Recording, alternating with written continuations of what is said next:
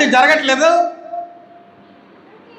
ప్రభువు ద్వారా ఇవ్వబడినటువంటి హెచ్చరిక, జ్ఞానము, క్రమమైనటువంటి విధానము ఒకటైతే నేను వాక్యానికి విరుద్ధంగా నా ఇష్టానుసారంగా జీవించేస్తూ ఎన్ని విషయాల్లో నేను చేతులు కడుక్కుంటున్నాను. వాళ్ళే చూసుకుంటారులే, వాళ్ళే చేసుకుంటారులే, ఇంక నాకు ఏ సంబంధం లేదన్నట్లుగా ఎన్ని పనుల విషయంలో, ఎన్ని కార్యక్రమాల విషయంలో, ఎన్ని సేవలో జరిగించే విషయాల్లో, ఎన్ని విషయాల్లో చేతులు కడుక్కుంటున్నా పిలాతులాగా.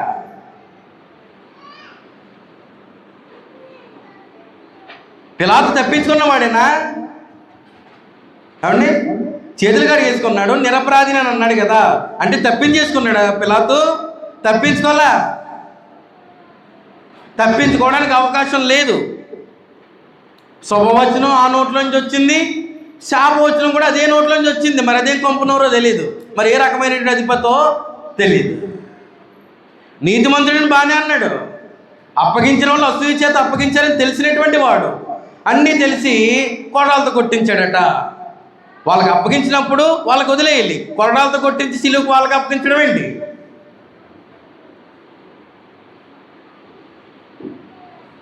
పిలాతుకి ఏ సంబంధము లేదు అని అంటే ఇంక రోమీలకు కూడా ఏ సంబంధము ఉండాలా ఉండకూడదా? పిలాతు రోమికి సంబంధించిన వాడేనా? రోమీడేనా? రోమీడే. మరి రోమీడంటే ఇప్పుడు ఆ కింద కొరడాలతో కొట్టే వాళ్ళు ఎవరు? రోమీలే కదా. మరి వీళ్ళందరూ రోమీలు అయినప్పుడు నాకు సంబంధం లేదు అన్నప్పుడు వాళ్ళకి పర్మిషన్ ఎందుకు ఇవ్వాలి ప్రభువుని కొట్టడానికి? పర్మిషన్ ఇచ్చేసాడంట, కొరడాలతో కొడుతుంటే కళ్ళారా చూశాడంట, నాకు సంబంధం లేదని చేతులు కడుక్కున్నాడంట. ఎన్ని విషయాల్లో మనం అలా చేతులు కడుక్కుంటున్నాం. మనకి ఇవ్వబడినటువంటి బాధ్యతలు ఏంటి? దేవుడు మన నుండి కోరేటువంటిది ఏంటి? మనం జీవిస్తున్నటువంటి జీవన విధానం ఏంటి? మన యొక్క జీవన శైలి ఏంటి? దేవుడు కోరుతున్నటువంటి విధానాలు అప్పగిస్తున్నాను, అప్పగించట్లేదు, ఏం చూడట్లా. ఈరోజు బతికేసానా లేదా, ఈరోజు ఎగ్గొట్టేశానా లేదా, ఏమన్నా మాట్లాడితే తిరిగి సమాధానం చెప్పేశానా లేదా, నోరుచ్చుకుని పడిపోయినా లేదా, లేదంటే నన్ను ఫలానా దానికోసం అడిగాడు కాబట్టి నేను వేరే కోణంలో నరుక్కొచ్చి వాడి నోరు మూయించేశానా లేదా, ఇలాగనే చేతులు కడుక్కునేటువంటి ప్రయత్నం చేస్తున్నారు. నాకు తిరిగి ఉన్నదండి, నేను ఎలాగైనా మాట్లాడేస్తానండి, ఎలాగైనా దులిపేస్తానండి, ఇంక నా నోరుకు అడ్డు అదుపు ఉండదండి, నన్ను ఏదైనా మొహమ్ముగ్గా మాట్లాడేస్తానండి అంటే ముఖాముఖం మాట్లాడలేనివాడు సువార్థికుడు, ముఖాముఖం మాట్లాడలేనివాడు దేవుడు ప్రభు అనేటువంటి యేసుక్రీస్తు. నువ్వు అక్కడే ముఖాముఖం మాట్లాడేస్తావు. ఆ నిజాయితీ మాటల్లో కాదు, ఎందులో ఉండాలండి? జీవించేటువంటి జీవితంలో ఉండాలి, సంఘ కార్యక్రమంలో సహకరించే విధానంలో ఉండాలి, కుటుంబంలో ఉండాలి. ప్రతి విషయంలో చేతులు కడిగేసుకుంటుండే అలాగా. పిలాతు చేతులు కడుక్కున్నప్పటికీ ఎలాగైతే ఆ దోషము నుండి తప్పించుకోలేకపోయాడో అలాగే మనము ఎన్ని విషయాల్లో చేతులు కడుక్కొనినో అన్ని విషయాల్లో మనమును కూడా తప్పించుకొనిన వారము కాము. తప్పించుకునేటువంటి అవకాశం మనకి లేదు, ఉండదు. మనకు మనం అనుకొని మనకు మనము సంతృప్తి చెందితేనే తప్ప మనల్ని తప్పించేవాడు ఎవడు లేడు. ఈనాడు అలాంటి విధానాల్లో ఎంతమంది ఎన్ని విధానాలుగా ఇక్కడ ప్రభు ద్వారా అప్పగింపబడినటువంటి బాధ్యతలను లేక దేవుని ద్వారా ఇవ్వబడినటువంటి క్రమాన్ని నిర్లక్ష్యం చేస్తూ ఉన్నారు.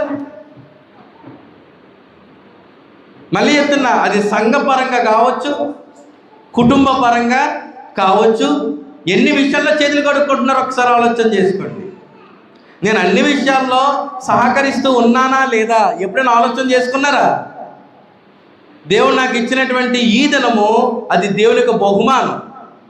ఈ దేవుడు అనుగ్రహించినటువంటి నూతన బహుమానమైనటువంటి నూతన దినములో నా దేవుని యొక్క పని చేసేటువంటి అవకాశం దొరికినప్పుడు చేస్తున్నానా, ఎగ్గొట్టి పారిపోతున్నానా?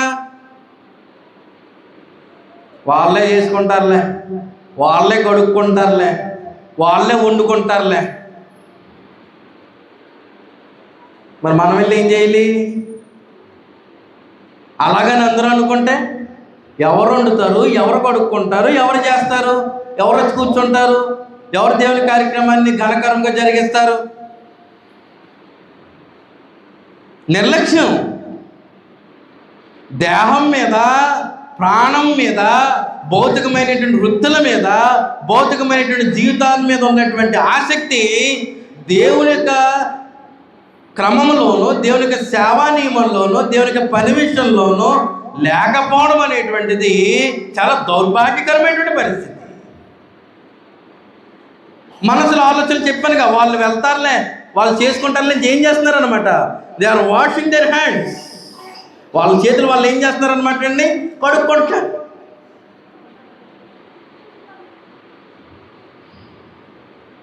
వస్తేనే కదా తెలిసేది చేతికి ఏమన్నా అంటుకుంటుందో కడుక్కోవాలో లేదో తెలిసేది.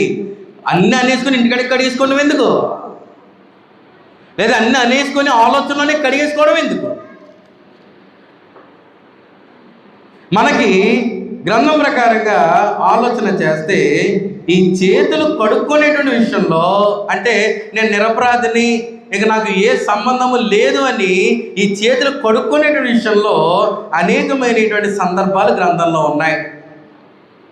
అనేకమైనటువంటి సందర్భాలు ఎక్కడున్నాయన్నమాట అండి? గ్రంథంలోనే ఉన్నాయి. అందులో మొట్టమొదటిది తల్లిదండ్రులు. మొట్టమొదటిది ఎవరన్నమాట అండి? తల్లిదండ్రులు.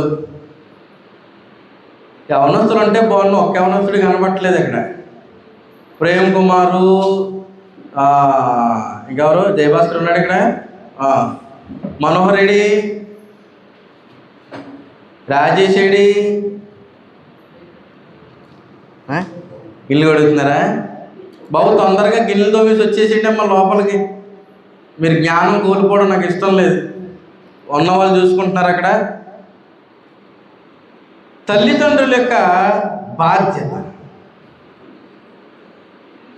తల్లిదండ్రులు తమ పిల్లల విషయంలో బాధ్యత కలిగిన వారిగా ఉంటున్నారా? చేతులు కడిగేసుకుంటున్నారు. మాటలు అర్థమవుతుంది.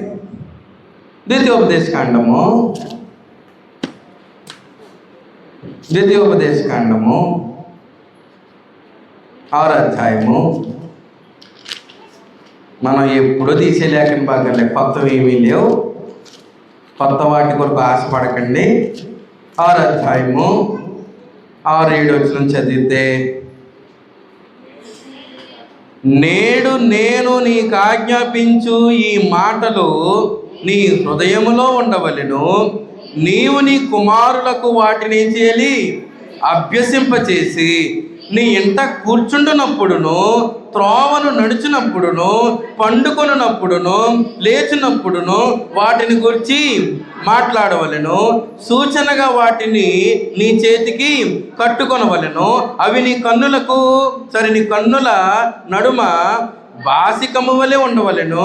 నీ ఇంటి ద్వారబంధముల మీదను, నీ గౌనుల మీదను వాటిని వ్రాయవలెను. ఎవరికి నేర్పించమని చెప్తాడు? నేడు నేను నీకు ఆజ్ఞాపించు ఈ మాటలు ఎక్కడ ఉండాలి? నీ హృదయంలో ఉండాలి. నీ హృదయంలో ఉండి తర్వాత ఏం చేయాలి? నీవు నీ కుమారులకు, అంటే ముందు నీ హృదయం అంటే అక్కడ ఎవరికి వర్తిస్తుంది? అది తల్లిదండ్రులు వర్తిస్తుంది. తల్లిదండ్రులైనటువంటి వారి యొక్క హృదయంలో, వింటున్నారండి జాగ్రత్తగాని, తల్లిదండ్రులైనటువంటి వారి యొక్క హృదయంలో ముందు దేవుడు ఆజ్ఞాపించినటువంటి మాటలు ఎక్కడ ఉండాలన్నమాట? వారి హృదయంలో ఉండాలి.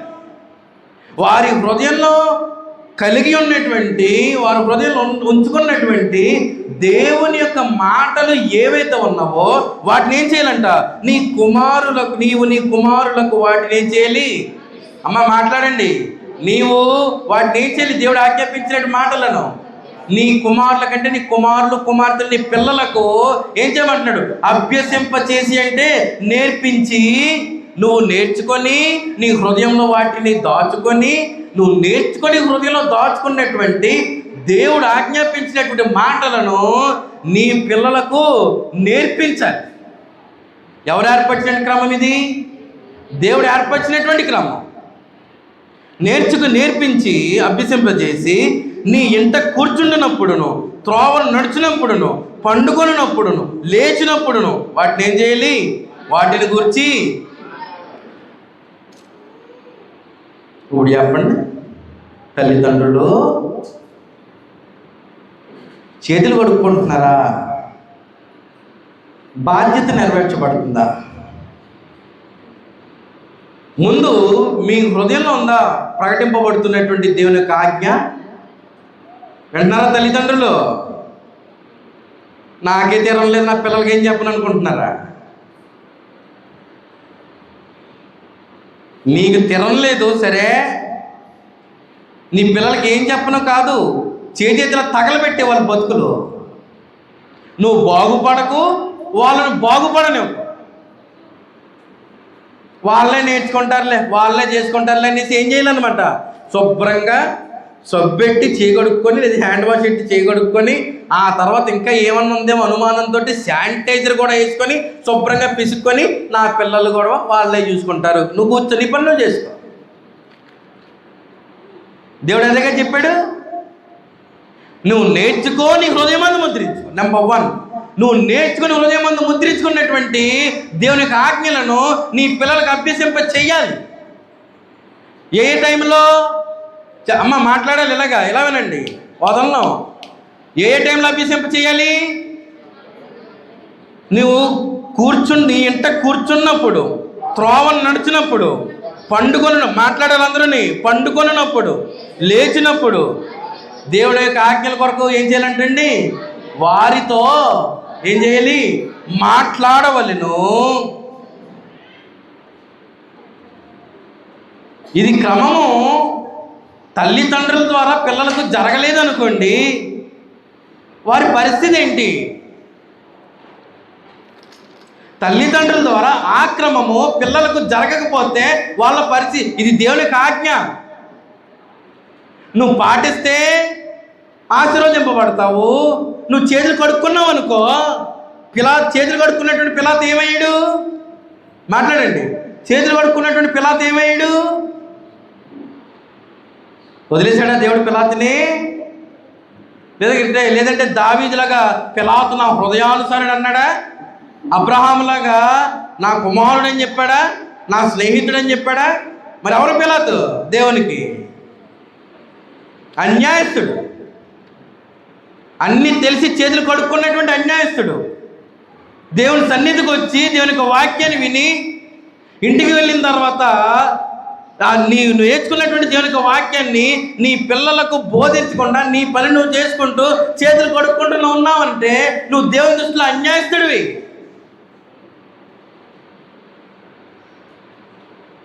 చదివితే బాగుపడరు.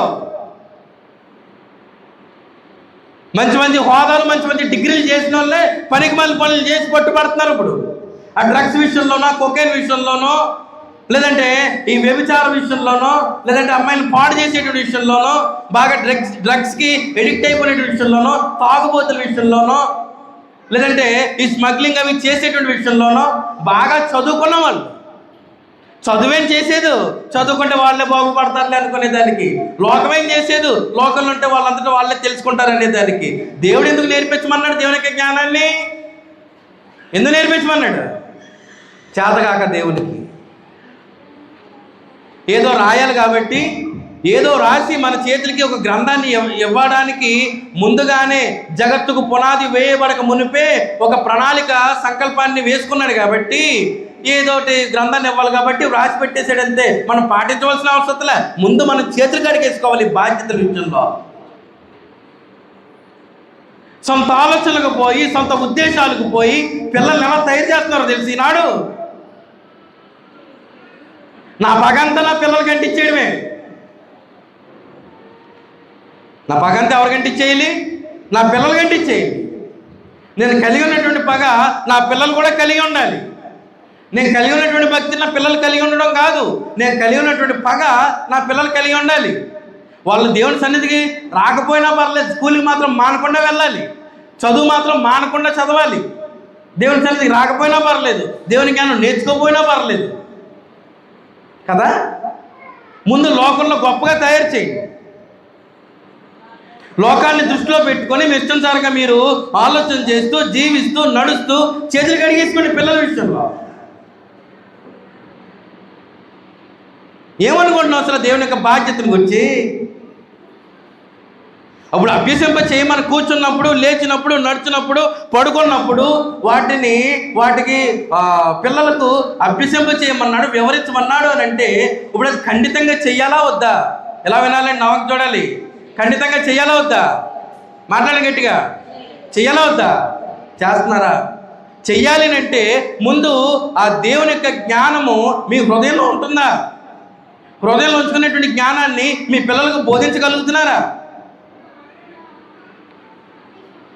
ఈనాడు ఇదే స్థానిక సంఘంలో ఎంతమంది యవనస్తులు తమ ఇష్టానుసారంగా ప్రవర్తిస్తున్నారో తెలుసా?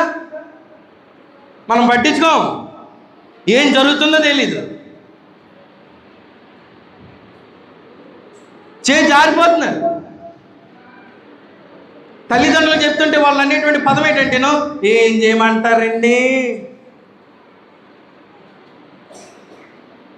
నా మాట వింటలేదు, నేను చెప్పినట్టు చేయట్లేదని నువ్వు చేతులు కడిగేసుకున్నావు అనుకో, ఒక తల్లిగా ఒక తండ్రిగా నీ బాధ్యత తీరిపోయింది అనుకుంటున్నావా?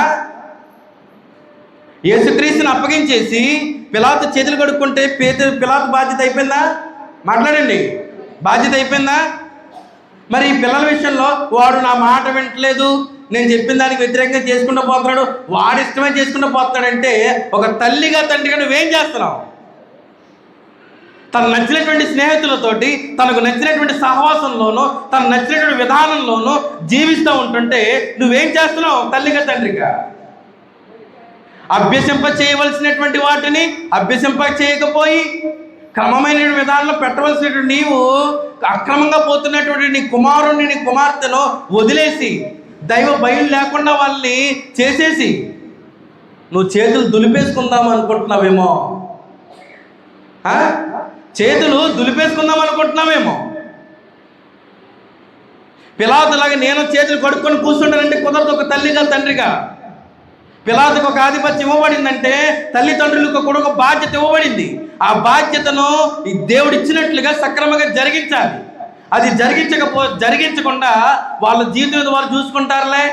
ఈ లోకం యొక్క జ్ఞానాన్ని చూసి, ఈ లోక జ్ఞానం యొక్క స్థాయిని చూసి ఈనాడు మనం ఎక్కువ ఏం మాట్లాడుకుంటున్నాం? ఈ రోజుల్లో చిన్నపిల్లలకు మనం ఏం చెప్పక్కర్లేదు, వాళ్ళంతటా వాళ్ళే మాట్లాడేస్తున్నారు, వాళ్ళంతటా వాళ్ళే చేసేస్తున్నారు. నిన్నే మాట్లాడుకున్నాం ఆ మాటలు. ఎక్కడ ఇంకా మన సహోదరులు రాజు గారి ఇంటి దగ్గర మమత గారి నేను మాట్లాడుకున్నాం ఈ పిల్లలు మాట్లాడే విషయంలో. మా ఊడు మాట్లాడిన మాటల గురించి, ఆర్మీ మాట్లాడిన గురించి. ఇప్పుడు మా మధ్యలో వచ్చినటువంటి మాట ఏంటంటే, ఇద్దరికి ఇప్పుడు ఉన్నటువంటి పిల్లలకు ఏమీ చెప్పవలసిన అవసరం లేదు అనేటువంటి పదం వచ్చింది. అంటే ఏ జ్ఞానం బట్టి అనుకుంటున్నాము? లోక జ్ఞానం బట్టి. సరిపోయిద్దా? అంటే ఇప్పుడు తెలుగుగా మాట్లాడేస్తే బ్రతుకంతా కూడా తెలివిగాను, ధైర్యంగాను, సంతోషంగాను, దేవునికి అనుకూలంగా ఉంటుందా? అంటే ఎదిగేటప్పుడు వాడంతటా వాడు కాలువ నిలబడిపోతాడు చూడండి అని నా చేతులు కడిగేసుకోనా నా కొడుకు విషయంలో? తల్లిదండ్రులు నేర్పించాలి అని అన్నాడు అంటే అది ఏ జనరేషన్ అయినా సరే నువ్వు నేర్పించి తీరాల్సిందే నీ పిల్లలకు. వాడు ఎంత వయసు వచ్చినా సరే నువ్వు అతనికి తల్లివే, అతను నీకు కొడుకే. అక్రమంగా నడిచేటప్పుడు నువ్వు బుద్ధి చెప్పాల్సిందే, అతని సక్రమ మార్గం నడిపించాల్సిందే. వాడు ఇష్టం వచ్చినట్టు పోతున్నాడండి, నా మాట వింటలేదండి, లేదంటే మీరే చెప్పండి, మీరే చూసుకోండి అంటే ఒక తల్లిగా తండ్రిగా నువ్వేం చేస్తున్నావు? తల్లిగా తండ్రిగా నువ్వు ఏం చేస్తున్నావు? మనందరికీ తెలిసిందే సామెతల గ్రంథము 22వ అధ్యాయం 6వ వచనంలో. సామెతల గ్రంథం 22వ అధ్యాయము తీయాలండి స్పీడ్గా. 6వ వచనంలో తక్కువ చెప్పండి. బాలుడు నడవవలసిన, చెప్పండి అమ్మా, వెనగదులో మాట్లాడట్లేదు, బైబిల్ చేతిలో ఉన్నోళ్ళు మాట్లాడట్లేదు, మాట్లాడగలిగిన వాళ్ళు మాట్లాడట్లేదు, సైలెంట్గా కూర్చున్నారు. అంటే వెనకాల కూర్చుంటే ఆయన దూరంగా ఉన్నాడు కదా, నేను నిద్రపోయినా తెలీదు, నేను కళ్ళు తెరుచున్నానో మూసుకున్నానో తెలీదు అనుకుంటున్నారేమో. నాకు అన్ని తేటగా కనబడుతున్నాయి. అమ్మ ఒకసారి మీ బైబిల్ అందరూ చేతులు పైకి ఎత్తండి ఒకసారి, బైబిల్ తోటి. అందరి దగ్గర సామెతల గ్రంథం ఉందా? నేను చూడండి వచ్చి ఉందా? ఎదరున్నాయి వెనకతలా? అదిగో ఇప్పుడు తిరగేస్తారు చూడండి. అబ్బా చూసారా, ఏం చెప్పేది? ఎంత మొత్తుకుంటున్నా ఇప్పుడు మళ్ళీ ఏదో చెప్తున్నారు కదా, నేను వాక్యాన్ని ఇల్లే కట్టలేదు, ఇప్పుడు తిరగేసేది. అది అలాగే ఉండాల. రేపు పొద్దున్న మీ పిల్లలు మీకు మంచి కిరీటం పెడతారు, మంచి సువాసన కూడా వస్తుంది. అది తిండి సామెతల గ్రంథం 22:6 బాలుడు నడవవలసిన త్రోవను ఎవరు ఎప్పుడు ఎప్పుడు ద్వితీయోపదేశకాండం బట్టి చెప్పండి. ఎప్పుడు? కూర్చున్నప్పుడు, లేచినప్పుడు, పడుకున్నప్పుడు, నడుచున్నప్పుడు ఏం చేయాలి? వానికి నేర్పించాలి. ఏం నేర్పించాలి? రే డబ్బు లేకపోతే ఈ లోకంలో బ్రతకలేను రోయ్, నువ్వు డబ్బు సంపాదించాలి. నా పరిస్థితి అంటే ఇలాగ అయిపోయింది, నువ్వు మాత్రం బాగా సంపాదించాలి రోయ్. ఇదేనా? ఎప్పుడు కూడా కూర్చున్న డబ్బు అనాలి, లేచిన డబ్బే అనాలి, పడుకున్న డబ్బే అనాలి, నడుస్తున్న డబ్బే అనాలి. ప్రభువుని పట్టించడానికి ఇప్పుడు దాకా చెప్పారుగా ఇస్కరియోతు యోధ కోసం. ప్రభువుని పట్టించడానికి ప్రభు దగ్గర 3.5 సంవత్సరాలు పనిచేసినటువంటి ఇస్కరియోతు యోధ 30 వెండి నాణేలతో ఏం చేశాడు? నేను చేతులు గడిగేసుకున్నాను, నాకు సంబంధం లేదు, అప్పగించేస్తే అని ఆ డబ్బులు ఆ యూదుల దగ్గర లేక ప్రధాన యాజకుల దగ్గర తీసుకుని జేబులు వేసుకున్నది మొదలు నడుస్తుంటే కలగల. ప్రభు దగ్గరికి, ప్రభు రాత్రి భోజనానికి చివరి రాత్రి భోజన సమయంలో మేడగదికి వెళ్తుంటే కలగల, కూర్చుంటే కలగల, నడుస్తుంటే కలగల. అవునా కదండి? డబ్బు విలువ అంతా అయిపోయిన తర్వాత విలువ తెలిసి, ఇదిగో నీ 30 వెండి నాణేలు ముఖం వేసి కొట్టి నా ప్రభు నాకు ఇచ్చేయంటే అన్నీ అయిపోయిన తర్వాత పిల్లలు కూడా అంతేనా? అవునండి. నవమాసాలు మోసి కన్నటువంటి బిడ్డలు ఇటు మాట అనకపోతేనే ఇటు నవమాసాలు గుర్తొస్తాయి. దేవునికి నియమంలో తప్పిపోతుంటే, దేవుని నియమంలో ఎదగకపోతుంటే నవమాసాలు గుర్తు రావట్లేదా? ఆ నవమాసాలు మోసేలాగున అనుమతించినటువంటి దేవుడు గుర్తు రావట్లేదా? మోసేలాగున గర్భాన్ని తెరిచి పిండముగా పెట్టినటువంటి దేవుడు గుర్తు రావట్లేదా? దేవుని విషయంలో మాత్రం చేతులు కడిగేసుకొని భౌతికమైనటువంటి నూరి పెట్టండి. నాకున్నటువంటి కుళ్ళే, నాకున్నటువంటి కుతంత్రమే నా పిల్లలు కూడా కలిగి ఉండాలని నీతో పాటు వాళ్ళ బతుకులు కూడా సర్వనాశనం చేసి, బాలుడు నడవవలసిన త్రోవను వారికి నేర్పమంటే ద్వితీయోపదేశకాండం బట్టి చూస్తే ఏం నేర్పించాలి? నేను నీకు ఆజ్ఞాపించినటువంటి ఆజ్ఞలను నువ్వు నేర్చుకొని హృదయమందు ఉంచుకొని నీవు నీ కుమారులకు వాటిని అభ్యసింపజేసి, దేవుడు ఆజ్ఞాపించినటువంటి దేవుని యొక్క జ్ఞానం చూస్తున్నారండి, దేవుడు ఆజ్ఞాపించినటువంటి దేవుని యొక్క జ్ఞానాన్ని ముందు నువ్వు అభ్యసింపజేసి నువ్వు హృదయంలో ముద్రించుకొని వాటిని నువ్వేం చేయాలి? నీ కుమారులకు నీ కుమార్తెలకు నేర్పించాలి. కూర్చున్నప్పుడు, పడుకున్నప్పుడు, లేచినప్పుడు. అప్పుడు డబ్బు నువ్వు ఏదైతే కావాలనుకుంటున్నావో దేవునికి ఆశీర్వాదం ద్వారా వాటంతటవే, చెప్పండి, వాటంతటవే వస్తాయి. వాటి మీద దృష్టి పెడితే అసలైంది ఏమవుతుంది? ఇవేం నేర్పలేదు మహానుభావుడి గ్రంథంలో. బాలుడు నడవలసిన త్రోవను వారికి నేర్పమంటే బెబ్బే. నేను నీకు ఆజ్ఞాపించిన సంగతులను బోధించమంటే బెబ్బే. ఏం బోధించలే. ఎవరు? సమూయేలు మొదటి గ్రంథం 2వ అధ్యాయం. ఇప్పుడు చెప్పండి ఎవరు? సమూయేలు మొదటి గ్రంథం 2వ అధ్యాయం. ఎవరు? అందరూ ఒకసారి చప్పట్లు కొట్టుకోండి. చప్పట్లు కొట్టుకోవడం కన్నా మీ మోకాళ్ళ మీద కొట్టుకోండి. ఏలి. సమూయేలు గ్రంథం అన్నాను. ఏలి 2వ అధ్యాయం. కుమారులకు నేర్పించాల్సింది నేర్పించాడా? చదవబోతాం. 2వ అధ్యాయము 12వ వచనం. 2:12 ఏలీ కుమారులు యెహోవాను ఎరుగని వారై మిక్కిలి కారణం ఎవరు? కారణం ఎవరు చెప్పండి. ఎలా చెప్తున్నారు? ఇప్పుడు దాకా మీరు చెప్పింది అదే కదా అంటున్నారా? ఎలా చెప్తున్నారు? కొడుకు చండాలం అయ్యాడంటే లోపం ఎవరిది? తల్లిదండ్రులది. తండ్రి ఒక్కడే అనకండి, మొక్కలు కొట్టేస్తారు. తల్లి కూడా ఉన్నారు అందులో. నవమాసాలు మోసి కన్నా తల్లి కదా. తల్లి ఉన్నారు, తండ్రి ఉన్నారు. తండ్రి ఒక్కడే అనకండి అమ్మా, తల్లిదండ్రులు. మాటలు అర్థమవుతున్నాయా? ఏలి పట్టించుకోవాలా, ఇష్టానుసారంగా పెంచేస్తే అలాంటి మహానుభావులు దేవుని సన్నిధిలో ఏమయ్యారమ్మా? ఏం చేయడానికి పెట్టాడు అందులో? యాజకత్వం అంట. యాజకులు, యెహోవాను ఎరుగని దుర్మార్గులు దేవుని సన్నిధిలో ఎవరంటండి? వా అలా దేవుని సన్నిధిలో యాజకత్వం చెయ్యాలంటే ఎన్ని నియమాలు నేర్చుకోవాలి? లేవికాండం చదివితే ఎన్ని నియమాలు నేర్చుకోవాలి? మరి ఇదంతా ఏమైంది? నేను మొత్తం చదవబట్లేదు, సమయభావాన్ని బట్టి నేను మొత్తం చదవబట్లేదు. చూడండి, దేవుని ఎరిగిన వారే ఉన్నారు, యాజకులు కదా. ఇప్పుడు యాజకులు అంటే తెచ్చినటువంటి అర్పణలు అర్పించే బాధ్యత ఎవరిది? యాజకులైనటువంటి ఏలీ కుమారుల పేరేంటి? Hophni, Phinehas. దేవా 17 అందువలన జనులు చూడండి, వీళ్ళ యాజకత్వము యాజక ధర్మం ఎంత క్రమంగా జరిగించారో చూడండి.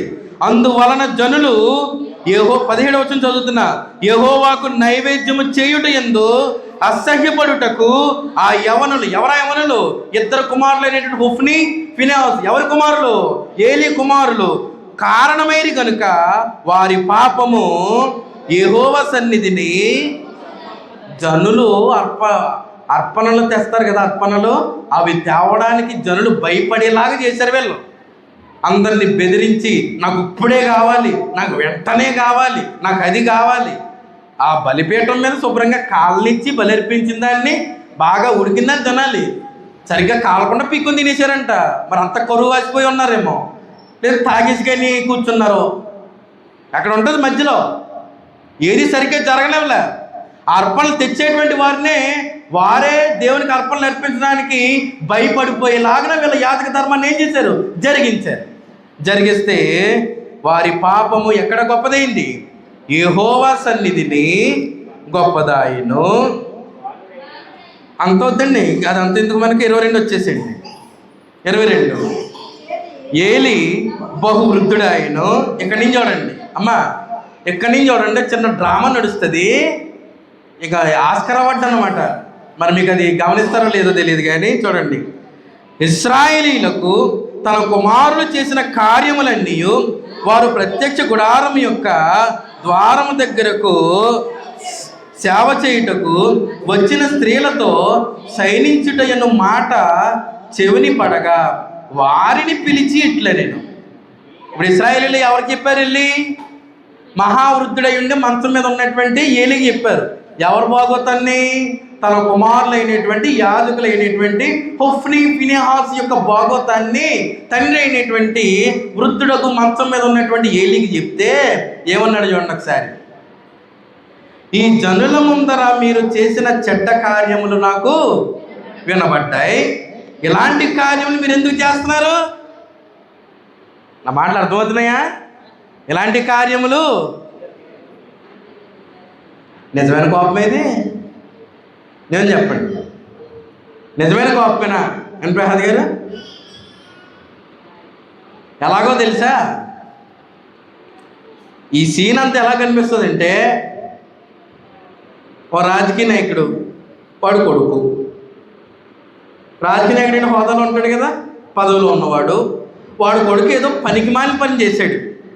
పనికిమాలిన పని చేసి మొత్తం మీడియాకి అందరికీ దొరికేశాడు. దొరికేస్తే అప్పుడు ఏం చేస్తాడు? ఇంకేం చేయలేడు కదా. సైలెంట్గా అయితే మొత్తం మ్యాప్ చేసేస్తాడు. ఇప్పుడు డైరెక్ట్గా దొరికేస్తే ఏం చేస్తాడు? నా కొడుకుని చెడబట్టవురా నువ్వు నా కొడుకు అని చెప్పడం చిరాకు ఉందని మీడియా ముందే లాగిపెట్టి వాడు కొట్టి వీడిని ఇప్పుడే జైల్లో తీసుకెళ్ళిపోండి, వీడిని విడుదల చేయొద్దు, కావాలితే వీడిని ఉరిశిక్ష కూడా వేసేయండి అని చెప్తాడు. ఆ తర్వాత మీడియా అంతా వెళ్ళిపోయిన తర్వాత కొంత చల్లారిన తర్వాత వీడు చేయాల్సినటువంటి పన్నాగాలని పన్నడా? అది ఇక్కడ జరుగుద్ది. అదే ఇక్కడ జరుగుతుంది. కావాల్సి చూడండి, ఈ జనుల ముందర మీరు చేసిన చెడ్డ కార్యము నాకు వినబడినవి, ఇలాంటి కార్యం మీరు ఎందుకు చేయుచున్నారు? నా కుమారులారా, ఇలాగూ చేయవద్దు, నాకు వినబడినది మంచిది కాదు. యెహోవా జనులను మీరు అతిక్రమింప చేయుచున్నారు. నరునికి నరుడు తప్పు చేసిన యెడల దేవుడు విమర్శ చేయను గాని, ఎవరైనా యెహోవా విషయంలో పాపము చేసిన యెడల వాని కొరకు ఎవడు విజ్ఞాపనము చేయును అనిను. అయితే యెహోవా వారిని చంపదలిచి ఉండేను కనుక వారు తమ తండ్రి యొక్క మొరను, ఏ రకమైన మొర? వెంటనే చూడండి 29వ వచనం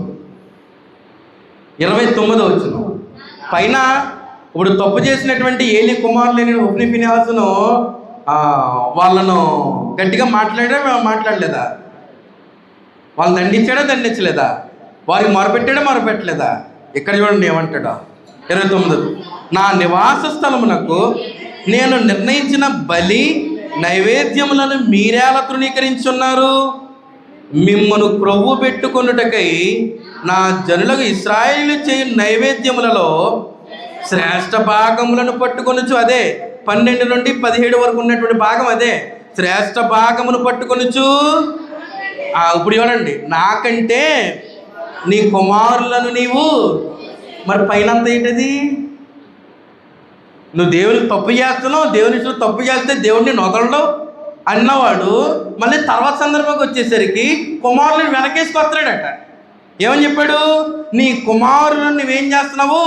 గొప్ప చేస్తున్నావు. మరి పైన చెప్పిన మాటలన్నీ డొల్లేనా?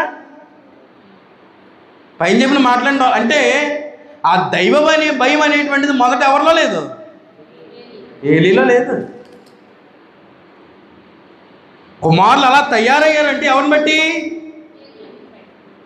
ఇప్పుడు యాజక ధర్మాన్ని వారు సరిగ్గా చేయలేకపోయారంటే, యాజకులుగా మారారంటే చాలా జాగ్రత్తగా ఉండాలి, ఇది నియమము, ఇదిలా ఉండాలి, దేవుని విషయంలో దేవుని సన్నిధిలో అడుగు పెట్టారంటే అది గొప్ప భాగ్యము, చాలా జాగ్రత్తగా ఉండాలి. ఇంకో ముందు ఎలా ఉన్నటువంటి అహరోను కుమారులు నాదాబు అబీహులు ఇలాగే అక్కడే పడి చచ్చిపోయారు. ఇదంతా చెప్పాలా వద్దా? ఏమీ చెప్పలే. ఎవరటో నెట్టాడు. దేవుణ్ణి అరగినటువంటి వాళ్ళ కుమారులు తీసుకొచ్చంట దేవుని మందిరంలో అర్పణలు అర్పించడానికి యాజకులుగా పెట్టేశాడు. ఇప్పుడు ఏం చేస్తున్నాడు? వెనకేసుకొని వస్తున్నాడు. ఏం చేస్తున్నాడు అనమాట అండి? వెనకేసుకొని వస్తున్నాడు. కనుక 34 వచనం, నీ 2 కుమారులైన హొఫ్నీకిని ఫీనెహాసుకును సంభవించునని నేను చెప్పిన దానికి నీకు సూచనగా నుండును. ఒక్కనాటి ఎందే వారిద్దరు. నువ్వు మార్చలేము దాన్ని. చెప్పాల్సిన టైంలో చెప్పావా? నా కొడుకులు కదా అర్పించారు, అది నాకు సంబంధం లేదు అనుకునే దానికి ఏలీకి హక్కు కానీ అధికారం కానీ లేదు. ఏలీ కూడా తన కుమారుల విషయంలో బాధ్యుడు. ఏలీ కూడా తన కుమారుల విషయంలో ఎవరన్నమాట అండి? బాధ్యుడు. నాకు సంబంధం లేదని చేతులు కడుక్కుంటే పని అవదు. పిలాతుకు పని అయిందా? అవలా. ఏలికి పని అవుద్దా?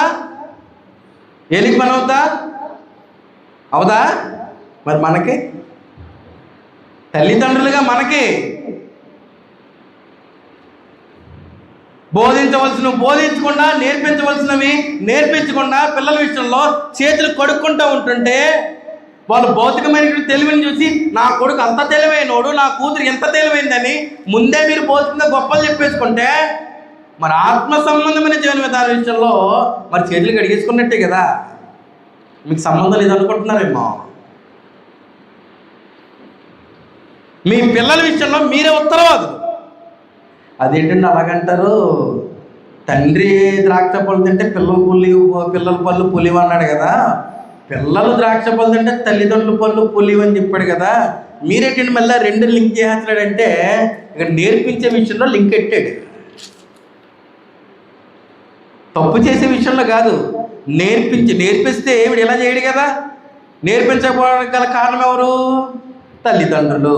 ముందు వారి హృదయంలో ఉంటే పిల్లలు నేర్పిస్తారు. పిల్లలు కూడా దేవునికి ఆశీర్వాదం పొందుకునేలాగా ఆ ఆలోచన చేస్తారు. అది ఏం జరగట్లేదు అంటే పిల్లల జీవితంలో తమ ఇష్టానికి వదిలేస్తున్నారంటే తల్లిదండ్రులు.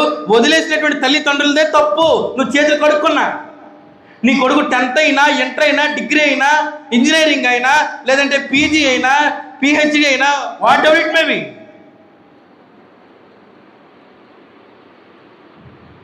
తల్లిదండ్రులుగా నువ్వే బాధ్యత. నువ్వు చేతులు కడుక్కున్నా తప్పించుకునేదానికి అవకాశము ఉందా? లేదు. పిల్లల విషయంలో నిర్లక్ష్యం చేస్తే ఏం జరిగింది? ఏలికి ఏమండి, పిల్లల విషయంలో నిర్లక్ష్యం చేస్తే ఏలికి జరిగింది ఏంటి?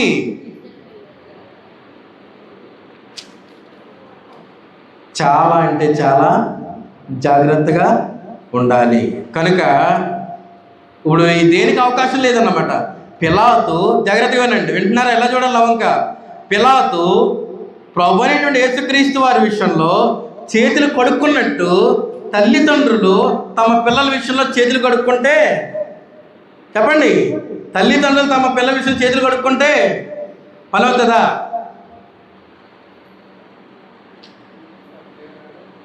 ఇప్పుడు పిల్లలు ఎక్కడో దూరంగా చదువుతారు.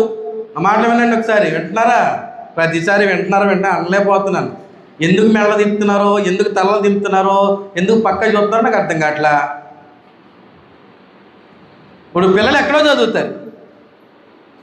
ఇప్పుడు తండ్రి ఇప్పుడు స్కూల్కి తీసుకెళ్ళాలనుకోండి, తీసుకెళ్ళా అండి?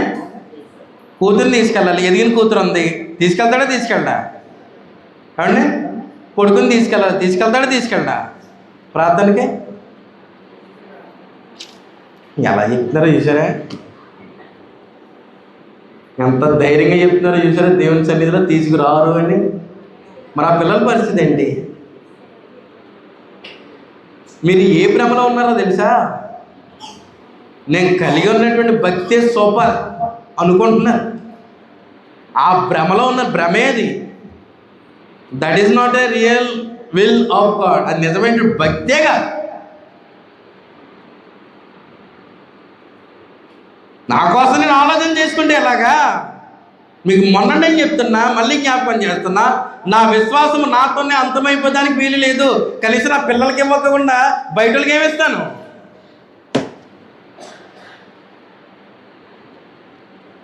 ఆ పిల్లలు ఏమైపోయినా పర్లేదా?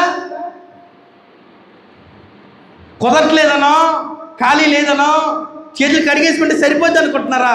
రేపు పొద్దున్న వారి నాశనానికి మీరే కారకులని చెప్తుంది గ్రంథము. ఏలీ కుమారులైనటువంటి ఒఫ్ని ఫినెహాసు దేవుని ఎరిగిన వారుగా ఉన్నారంటే దానికి కారణం వాళ్ళ కాదు, ఏలీ నువ్వే. చెప్పలేదా? మరి మన పిల్లల విషయంలో తల్లిదండ్రులుగా మనం కదా?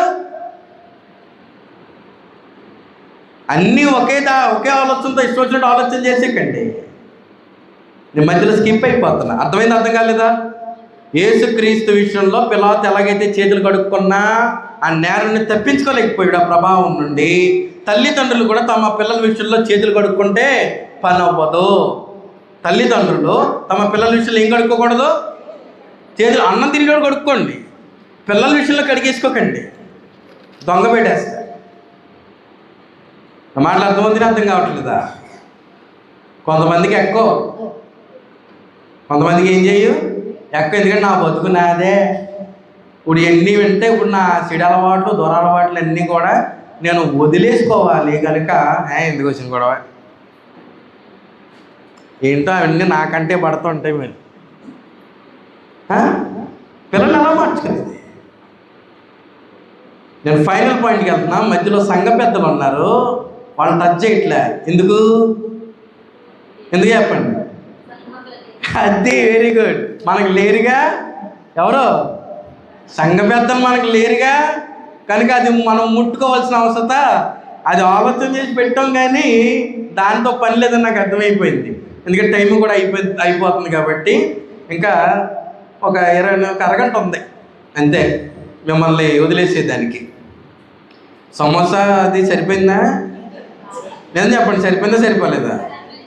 ఓకే, నా కూతురు చెప్పింది మీకు ఇమ్మని, అందుకే తెచ్చాను. రైట్, రెండవదిగా ఫైనల్ పాయింట్కి వెళ్ళిపోతున్నాను, జాగ్రత్తగా వినండి. క్రైస్తవులు సంఘ సహవాసము నుండి చేతులు కడుక్కోవడానికి ప్రయత్నము చేయొచ్చు, కానీ చేయకూడదు. చెయ్యొచ్చు అంటే చేయమని కాదు, ప్రయత్నాలు చేస్తున్నారు అని అర్థం. చెయ్యొచ్చు అంటే, కానీ చెయ్యొచ్చా? చేయకూడదు. మళ్ళీ చెప్తున్నా, క్రైస్తవులు సంఘ సహవాసం నుండి చేతులు కడుక్కునేటువంటి ప్రయత్నం. సంఘ సహవాసం ఎవరి వల్ల వచ్చిందో తెలీదు, దేని వల్ల వచ్చిందో తెలీదు, దాని విలువ ఏంటో తెలీదు. మరి చేతులు కడుక్కుంటారంటే తెలియదనే కదా. జరిగిన దానికి నాకు ఏ సంబంధము లేదు. కడుక్కుంటే సరిపోయిందా? చదవబోతాం. వాక్యం చదివితే కడుక్కుంటే సరిపోద్దని చెప్తాడు. చెప్పడండి. వాక్యం చేత మనల్ని కడుక్కోమన్నాడు, కానీ మనలను వాక్యాన్ని కడగమని చెప్పలే. మనం ఏం చేస్తున్నాం? వాక్యాన్ని కడిగేస్తున్నాం. వాక్యం కడిగేసి మన ఇష్టం వచ్చినట్టు బ్రతుకుతున్నాం. కొరింథీయులకు రాసిన 3వ పత్రిక. ఇప్పుడు ప్రతి క్రైస్తవుడు అనగా ఎవరండి? ప్రతి క్రైస్తవుడు ఎవరు? క్రీస్తును వెంబడించేటువంటి వాడు, క్రీస్తు దాసుడు, క్రీస్తు ప్రభు యొక్క శిష్యుడు. అవునా కదా? ఇప్పుడు ప్రతి క్రైస్తవుడు ఎవరి కుమారుడు? దేవుని కుమారుడు. ఎవరి సహవాసంలో ఉన్నవాడు? దైవకమైనటువంటి సహవాసం, అనగా తండ్రి అయిన దేవునితోనూ, ప్రభు అయినటువంటి యేసుక్రీస్తు వారితోనూ, పరిశుద్ధాత్మలతో దైవికమైనటువంటి సహవాసము కలిగి ఉన్నటువంటి వాడు సువార్తకు విధేయత చూపుతాడా చూపడా? వాక్యానికి విధేయత చూపుతాడా చూపడా? వాక్యాన్ని వేలెత్తి చూపిస్తాడా? వాక్యానికి విధేయత చూపుతాడా? వాక్యాన్ని వేలెత్తి చూపిస్తాడా? వాక్యానికి విధేయత చూపుతాడు. చూపించి ఎవరి సహవాసంలో పాలిభాగస్తుడు అవుతాడు? ఎవరి సహవాసంలో? క్రీస్తు ప్రభు ద్వారా అనుగ్రహింపబడినటువంటి దైవికమైన సహవాసంలో పాలిభాగస్తుడు అవుతాడా? అవడండి. మరి సహవాసిష్యుల చేతులు కడిగేసుకుంటే నేను ఇచ్చిన ఒప్పుకోలే ఎవరికి? ఇప్పుడు క్రీస్తు ప్రభు యొక్క సహవాసం ఒకటి చెప్పండి, నాకు ఒక్కటి సమాధానం చెప్పండి. క్రీస్తు ప్రభు యొక్క సహవాసం అని అంటే బిఫోర్ బ్యాప్టిజమా లేదా ఆఫ్టర్ బ్యాప్టిజమా? బాప్తిస్మానికి ముందా, బాప్తిస్మం తర్వాత క్రీస్తు సహవాసం? ఎప్పుడండి? బాప్తిజం పొందిన తర్వాతే క్రీస్తులోనికి చేర్చబడిన తర్వాత, అనగా క్రీస్తు ప్రభు సంఘంలో చేర్చబడిన తర్వాత క్రీస్తు ప్రభుతో సహవాసం. కొరింథీయులకు 3వ పత్రిక 1:9. జాగ్రత్తగా వినండి, చదవండి సార్. మన ప్రభు అయిన యేసుక్రీస్తు అను తన, అనగా తండ్రి అయినటువంటి దేవుని యొక్క కుమారుని సహవాసమునకు మిమ్మల్ని పిలిచినటువంటి తండ్రి అయినటువంటి దేవుడు ఎవరి సహవాసాన్ని పిలిచాడు? ఎవరి సహవాసానికి? సమస్త మానవాళి కొరకు తన్ను తాను అప్పగించుకొని ప్రభు అయినటువంటి యేసుక్రీస్తు యొక్క సహవాసానికి చెప్పండి. సహవాసానికి తర్వాత చెప్పండి. సహవాసానికి పిలిచాడు. పిలిచిన వాడు ఎవరు? చేతులు కడుక్కుంటే ఎవరు పిలుపు? తండ్రి అయిన దేవుని పిలుపు. ఎవరి సహవాసం? క్రీస్తు సహవాసం. నువ్వు ఇచ్చినటువంటి ఒప్పుకోలు క్రీస్తులోకి వచ్చిన తర్వాత చేతులు కడుక్కుంటే సరిపోయిద్దా? ఏమంటే సహోదరులు, నువ్వు ఇచ్చినటువంటి ఒప్పుకోలు, నువ్వు జీవిస్తున్నటువంటి జీవన విధానాన్ని బట్టో, నీ గర్వాన్ని బట్టో, నీ అహాన్ని బట్టో,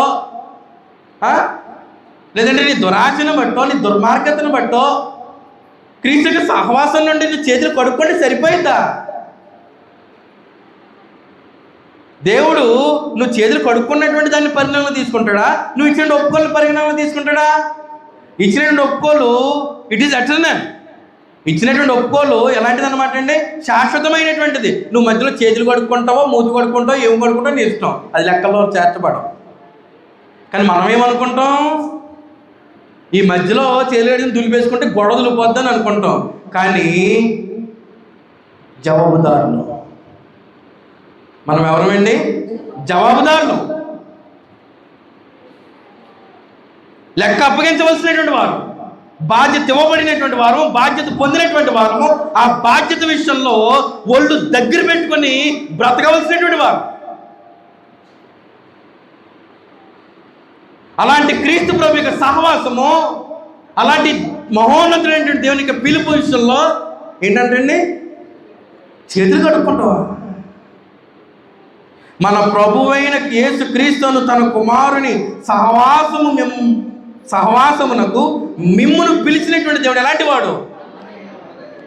నువ్వు చేతులు కడుక్కుంటే అబద్ధికుడా? నువ్వు చేతులు కడుక్కుంటే అబద్ధికుడా? సంఘ సహవాసం చేతులు కడుక్కునే దానికి అవకాశం లేదు అంటే దాని అర్థం ఏంటన్నమాట, సంఘ సహవాస విషయంలో తప్పించుకునేటువంటి ఒక్కసారి అడుగుపెట్టిన తర్వాత ఏం లేదన్నమాట అండి.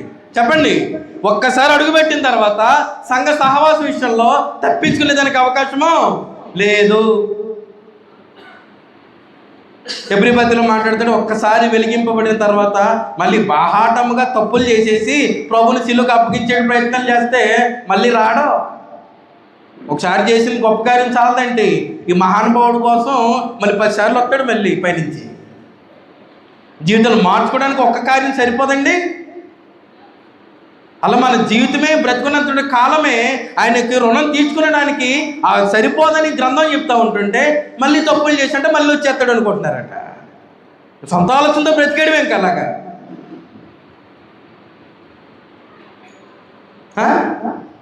సొంత ఆలోచనతో ఏం చేసేయడమే, హాయిగా బ్రతికేయడమే. ఒక వ్యక్తి ఒక్క విషయం మీకు ఒకటి చెప్తానా అండి, ఒక మాట చెప్పాడు. ఆయన పేరేదో ఉంది, నేను మొన్నే చూశాను, ఇది చదువుతాను చూడండి. సంఘానికి రాకుండా అంటున్నారా, సంఘానికి రాకుండా, సహవాసంలో లేకుండా వ్యక్తిగతంగా ప్రార్థన చేసుకుంటూ, ఆ మాటలు అర్థమవుతున్నాయా? మళ్ళీ చదువుతున్నా, సంఘానికి రాకుండా, సహవాసంలో లేకుండా వ్యక్తిగతంగా ప్రార్థన చేసుకుంటూ నేను ఆత్మీయంగా చాలా బలంగా ఉన్నాను అని భావించేవారు ఎలాంటి వారు చెప్పాడో తెలుసా? బాగా కాలుతున్న కట్టెల పొయ్యిలో నుండి బయటకు తీసి పక్కన పడేసిన కట్టెతో సమానమట. బాగా కాలుతున్న ఆ పొయ్యిలో నుంచి తీసి పక్కన పడేసిన ఆ కాలుతున్నటువంటి కట్టెతో సమానమట. అంటే బాగా కాలుతున్న పొయ్యిలో కూడా ఏం చేయడు, పని చేయడు. ఇది నేను రాశాను అనుకుంటారు, ఇదిగోండి ఎవరో తయారు చేసేది, నేను స్క్రీన్ షాట్ తీసుకున్నాను దీన్ని, మళ్ళీ నేను సొంతంగా రాశాను అనుకుంటారు. కాల్ చేసుకుని నాకు ఎంత టాలెంట్ లేదు, నాకు ఇలా తయారు చేయడం రాదు, డైరెక్ట్గా మెసేజ్లు పంపించడమే వాట్సాప్లో రాసి. అంటే వ్యక్తిగతమైనటువంటి భక్తి అనేటువంటిది సంఘ సహవాసానికి సంబంధించింది కాదు. సంఘ సహవాసం అంత విలువది ఇవ్వదు. కానీ నేను ఆత్మీయంగా ఉన్నాను, నేను సూపరు, లేదంటే నేను దేవునితో అంటి పెట్టుకున్నాను, దేవుని వదలలేదు అనుకుంటే ఎలాంటి వారంట, బాగా కాలుతున్నటువంటి కట్టెలు పోయిన ఉంటే కట్టి తీసినటువంటి వ్యక్తిలా ఉన్నాడంట. ఏ ఉపయోగం? ఆ కాలుతున్నటువంటి కట్టెలో ఉంటే దాంతోపాటు మండి పని చేస్తుంది, పక్కన ఉంటే దేనికి ఉపయోగపడుతుంది? ఖాళీ దాన్ని పక్కన పెట్టేస్తే దేనికి ఉపయోగపడుతుంది? అది క్రీస్తు యొక్క సహవాసం నుండి చేతులు కడుక్కోవడం అంటే ఆ పొయ్యిలో నుండి తీసి పక్కన పెట్టినటువంటి కట్టె ఎందుకు పనికిరాదు. కనుక మనం ఆలోచన చేయవలసింది, ప్రతి క్రైస్తవులము కూడా స్థానిక సంఘానికి ఎలా ఉండాలంట? ప్రతి క్రైస్తవుడు అనగా ప్రతి క్రీస్తును వెంబడించేటువంటి సహోదరి సహోదరులు స్థానిక సంఘానికి ఎలా ఉండాలి? ఎలా ఉండాలి? విశ్వాస పాత్రులుగా ఉండాలి. ఎలా ఉండాలండి? ఎలా ఉండకూడదు? కరెక్ట్గా చెప్పేశారు. దాని వ్యతిరేక పదం ఏంటన్నమాట? విశ్వాస పాత్రులకి విశ్వాస ఘాతకులుగా ఉండకూడదు. విశ్వాస పాత్రలుగా ఉండాలి ప్రభు చేసినటువంటి త్యాగానికి. ఎలా ఉండకూడదు? విశ్వాసఘాతకులుగా ఉండకూడదు. మాట ద్వారా కానీ క్రియ ద్వారా కానీ విశ్వాసఘాతకులు మనకు కనబడకూడదు. కారణం ఏంటంటే కొలస్సీయులకు రాసిన పత్రిక 1వ అధ్యాయం. ఇంకా 2 అవ్వలేదండి, 1 గంటన్నర అయింది. మీరు సమోసాలు ఎక్కువ పెట్టేసారంటే నిద్ర వచ్చేస్తుంది అంటారా? కొలస్సీయులకు రాసిన పత్రిక 1వ అధ్యాయము 21 నుండి 23 వరకు చూడండి. ఆ క్రైస్తవ జీవన విధానంలో ఉన్నటువంటి ఆ భాగ్యం ఎంత గొప్పదో, దాని విలువేంటో అపోస్తలుడైనటువంటి పౌలు కొలసీయ ప్రాంతానికి లేఖను రాస్తూ తెలియజేసినటువంటి సమాచారం చూడండి. తీసారా గ్రంథాలు? కొలస్సీ పత్రిక పేజీ నెంబర్ 182 క్రొత్త నిబంధనలో 21 నుండి 23 వరకు చదువుతున్నా. మరియు గత కాలమందు ఇవన్నీ మర్చిపోతే ఎలాగా? మర్చిపోయేటువంటి వాడిని ఇవి. నేను ముందు దూరస్తుండే అనేటువంటి సంగతి మర్చిపోయేదా? దేవుని దగ్గరగా ఉన్నటువంటి సహవాసాన్ని పోగొట్టేసుకుంటామా? అది మర్చిపోయి ఎలాంటి పోగొట్టుకుంటాడు? గత కాలమందు దేవునికి దూరస్తులను మీ దుష్క్రియల వలన మీ మనస్సులో విరోధ భావము గలవారునై ఉండిన మిమ్మును కూడా. క్రీస్తులకు వచ్చిన తర్వాత ఇది లేదా? భలే పదాలే. క్రీస్తులకు వచ్చిన తర్వాత ఇది ఉంటుందా ఉండట్లేదా? ఏంటది? మీ దుష్క్రియల వలన మీ మనస్సులో విరోధ భావము గల. దుష్క్రియలు మీవే, విరోధ భావం కూడా మీదే. అర్థమైందా? పని మీదే, ఆలోచన మీదే, ప్రవర్తన మీదే, అన్నీ మీయే.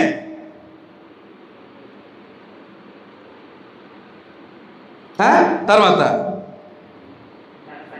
తన సన్నిధిని పరిశుద్ధులుగాను నిర్దోషులుగాను నిరపరాధులుగాను నిలువబెట్టుటకు ఆయన మాంసయుక్తమైన దేహమందు మరణము వలన ఇప్పుడు మిమ్మను ఎలాంటి వాళ్ళని? ఎలాంటి వారినండి? గత కాలమందు దేవునికి ఎలాంటి వారు? దూరస్తులు. మీ దుష్క్రియల వలన మీ మనస్సులో విరోధ భావం గలవారినై ఉండిన మిమ్మును కూడా ఏం చేశాడు? తన సన్నిధికి పరిశుద్ధులుగాను నిర్దోషులుగాను నిరపరాధులుగాను నిలవబెట్టడానికి ఆయన అనగా ప్రభువైనటువంటి యేసుక్రీస్తు వారు మాంసయుక్తమైన దేహమందు మరణము వలన ఇప్పుడు మిమ్మల్ని ఏం చేశాడు? సమాధానపరిచి ఎవరితో సహవాసంలో ఉంచాడు? మాట్లాడాలండి వెనకదలు ఉన్నవారు. ఎవరితో సమాధానపరిచాడు? ప్రభు అయినటువంటి యేసుక్రీస్తు వారితో సమాధానపరిచి ఆ దేవుడు ఇప్పుడు ప్రభు ద్వారా ఎవరి సహవాసంలో ఉంచాడు? క్రీస్తు సహవాసం. ఎవరి సహవాసం? క్రీస్తు ప్రభు యొక్క సహవాసం. ఈ ఏర్పాటు అంతా ఎవరిది? ఎవరిదండి? చేతులు కడుక్కునేది ఎవరు? ఏర్పాటు ఎవరిది? దేవునిది. ప్రాణం అర్పించింది ఎవరు? దేవతలు ఒక్కడైనటువంటి ప్రభు అయినటువంటి యేసు. చేతులు కడుక్కునేది ఎవరు? కుదురుతుందా? నీ కోసం నువ్వు దూరంగా ఉంటే నీకు నువ్వు రాలా దగ్గరికి. నిన్ను దగ్గరికి చేర్చిన వాడు ఎవరు? తన సన్నిధిని నువ్వు పరిశుద్ధంగా ఉండాలని. ఎలాంటి వాడిని? దుష్క్రియలు చేసేటువంటి నిన్ను తన సన్నిధిని పరిశుద్ధంగా నిలవబెట్టాలని, నిర్దోషిగా నిలవబెట్టాలని, నిరపరాధిగా నిలవబెట్టాలని ప్రభువైనటువంటి యేసుక్రీస్తు వారు మాంసయుక్తమైన దేహమందు మరణము వల్ల ఇప్పుడు మిమ్మల్ని ఏం చేశాడు? సమాధాన పరిస్తే. సమాధానపరిచింది ఆయనంట, ప్రాణం అర్పించింది ఆయనంట. దేహంలో ఉన్నటువంటి ఆఖరి రక్త పొట్టు వరకు రక్తాన్ని కార్చింది ప్రభు అంట. సంకల్పం అంతా తండ్రి అని దేవుందంట. నా ఇష్టం వచ్చినట్టు ఆలోచన చేసి చేతులు కొడుక్కునేది నేనంట. దేవుడు ఒప్పుకుంటాడమ్మా? దేవుడు అంగీకరిస్తాడండి? చూడండి ఏం చెప్పాడు 23వ వచనంలో. పునాది మీద కట్టబడిన వారై, నువ్వు క్రైస్తవుడు అయితే, నువ్వు నిజంగా క్రీస్తును ఒప్పుకుంటే, విశ్వసిస్తే, మారు మనసు పొందితే, పాప క్షమాపణ నిమిత్తము తండ్రి యొక్కయు కుమారుని యొక్కయు పరిశుద్ధాత్మ యొక్క నామంలోనికి నిజంగా నువ్వు బాప్తిస్మమే పొందితే గనక పునాది మీద కట్టబడిన వారై స్థిరముగా ఉండి. స్థిరత్వం అంటే ఏంటి? అటు ఇటు కదిలిపోవడమా? నచ్చితే ఉన్న, నచ్చపోతే జెండా ఎత్తేయడమా? విలువలా? ప్రాణం అర్పించిన ప్రభువుకా విలువ, లేదంటే నీకు నాకు నా విలువ? విలువ ఇచ్చేయాలంట. విలువ నేను ఇచ్చేయాలి. మరి సంఘం కొరకు ప్రాణం పెట్టింది ప్రభు, సంఘమేమో ప్రభుది, ఆ సంఘంలో విలువ నేను ఇవ్వాలంట. ఇంకెక్కడికన్నా వెళ్ళి అడుక్కుంటే ఎత్తాడు ఆవిడన్న విలువ. విలువ లేదు, ఏం లేదు, విలువ లేదు అండి. అక్కడ దొరుకుతుందండి, పొట్లం కట్టేసి ఇచ్చేసేదా విలువ? పునాది మీద కట్టబడిన వారే స్థిరముగా ఉండి మీరు విన్నట్టియు, మళ్ళీ ఎక్కడికి వచ్చింది? విన్నామా వినలేదు? సంఘంలో విన్నట్టియు ఆకాశం క్రింద ఉన్న సమస్త సృష్టికి ప్రకటింపబడినట్టియు ఈ సువార్త వలన కలుగు నిరీక్షణ నుండి తొలగిపోమన్నాడు, తొలగిపోవద్దు అంటున్నాడా? తొలగిపోమన్నాడు, తొలగిపోవద్దు అంటున్నాడా? చేతులు కడుక్కుంటే తొలగిపోక విశ్వాసమందు నిలిచి ఉండి నీడలా ఇది మీకు కలుగును. పౌలను నేను ఆ సువార్త ప్రకటించినటువంటి పౌలును కానీ, పౌలు ప్రకటిస్తున్నటువంటి సువార్తను కానీ వేలెత్తి చూపితే యెరొబాములో చెయ్యండిపోద్దా? జెండు బాంబు కూడా రాయకుండా జెండు బాంబు కూడా రాసే పని లేదు యెరొబాముకి. అవునా కదండి? ఏం ప్రహాద్ గారు? మొత్తం రాలిపోయిందా? చక్కగా చెయ్యెట్టాడు, ఎండిపోయిందంట. ఎవరిది? మనం ఎలాంటి సహవాసం చెప్పాడు? దుష్క్రియలు చేసేటువంటి నేను, దురాలోచన చేసేటువంటి నన్ను పరిశుద్ధిని గాను, నిర్దోషిగాను, నిష్కల్మషుడిగా, నిరపరాధిగా నిలవబెట్టడానికి దేని ద్వారా? ఆఖరి 23 వచనం ద్వారా. దేని ద్వారా? సువార్త వలన. ఆ సువార్తను వేలెత్తి చూపించిన నా కోసమే చెప్పాడు అని అంటే, మీకు విషయం చెప్తున్నాను చూడండి, నా కోసమే చెప్పారని they are washing their hands. మీకు అది అర్థం కావట్లా. నా కోసమే చెప్పారని ఏం చేస్తారనమాట? చేతులు కడుక్కుంటున్నారు. కడుక్కోమన్నాడండి అలాగని సువార్త విషయంలో. అంటే ఇప్పుడు పిలాతు చేతులు కడిగేసుకుని తప్పంతా ఎవరిది? ఇప్పుడు ప్రభు అనేటువంటి వేసిదే, ఇంక నాకు ఏం చేసుకుంటారో చేసుకోండి అన్నట్టేనే వదిలేశాడు. అంటే ఇప్పుడు అంతా నా కోసమే చెప్పాడని, నా కోసం అనుకున్నారే అనుకోండి, ఇప్పుడు చేతులు కడిగేసుకుని తప్పంతా ఎవరిది? ఇప్పుడు దేవుడు అపరాధిగా ఎంచేది ఎవరిని? చేతులు కడుక్కున్నటువంటి పిలాతుని, చేతులు కడుక్కున్నటువంటి ఏలీని. ఇప్పుడు చేతులు కడుక్కున్నటువంటి వాళ్ళని ఎన్నిక చేస్తాడు తప్ప దేవునికి తెలియదండి. దేవుని వెర్రివాడా? ఏమనుకుంటున్నావు క్రైస్తవ సహవాసం అంటే?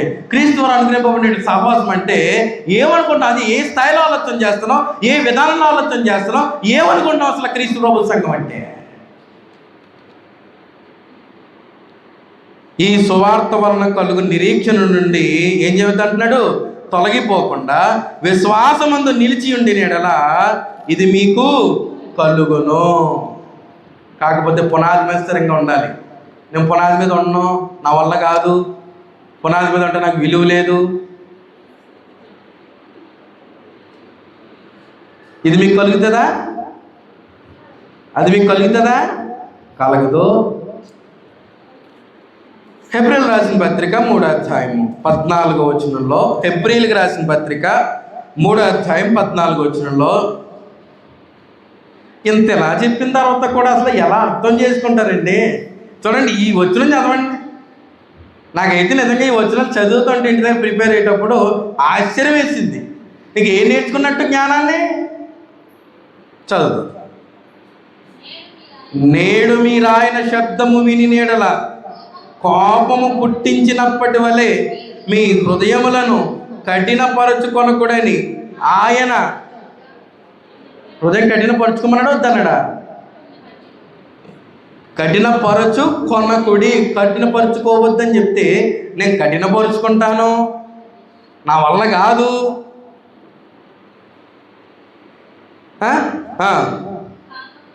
పాపము వలన కలుగు భ్రమ అది మాత్రం గ్రహించరు. పాపం వలన నేను భ్రమపరచబడుతున్నాను, సహవాసంలో నుండి తప్పించి పడిపోవడానికి అనేటువంటి ఆలోచన చేయరంటండి. ఏం చేస్తున్నారు? పాపం వలన కలుగు భ్రమ చేత మీలో ఎవడును కఠినపరచబడకుండునట్లు నేడు అనబడు సమయం ఉండగానే ప్రతి దినము ఒకనికొకడు బుద్ధి చెప్పుకొనుడి. బుద్ధి చెప్తుంటేనేమో నా కోసం చెప్పారంటున్నారు. నన్ను ఏం చేయమంటారు చెప్పండి అమ్మా? మహాతల్లులు, అయ్యగారులు, సహోదరులు చెప్పండి అమ్మా. ఇప్పుడు నన్ను ఏం చేయమంటారు చెప్పండి? మీరే చెప్పండి సమాధానం. ఇప్పుడు వాక్యం ఇంత జ్ఞానం ఇంత క్లారిటీగా మాట్లాడుతుంటే ఇప్పుడు నేనేం చేయను? ఇప్పుడు చెప్పండి ప్రసాద్ గారు, నన్ను ఏం చేయమంటారు? దివ్వనా?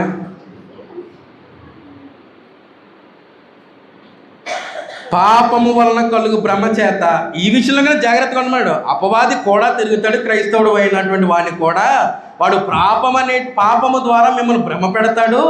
మీ తప్పుడు ఆలోచనలు పుట్టిస్తాడు.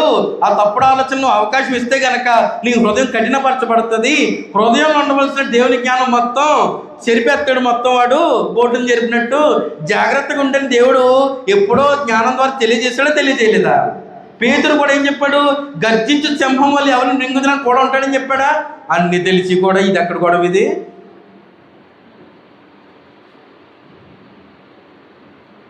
ఏంటిది? ఈ సహవాసాన్ని అర్థం చేసుకుంది ఇదా? మనం ఇంతేనా? ప్రభువుకి ఇచ్చే విలువ అంతేనా? ఆ ప్రాణానికి ఇచ్చినటువంటి విలువ ఏది? రుణం ఏది? చేతులు కొడుకోవడం రుణం. ఎప్పుడు అర్థం చేసుకుంటారు ఏంటో?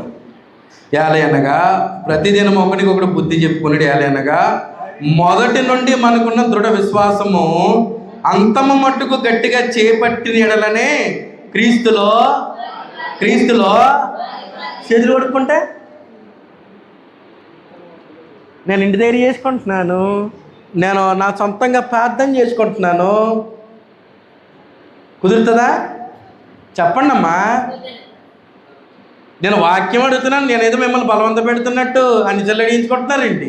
నేను బలవంత పెడుతున్నానా? లేదా ఇదే చెప్పండి నేను రుద్దేస్తున్నాను మిమ్మల్ని? లేదా నేను చెప్పింది చెప్పకపోతే మీకు భోజనం పెట్టనని చెప్పానా? నేను అలాగేం చెప్పలేదు, ఆజ్ఞం జారీ చేయలేదు.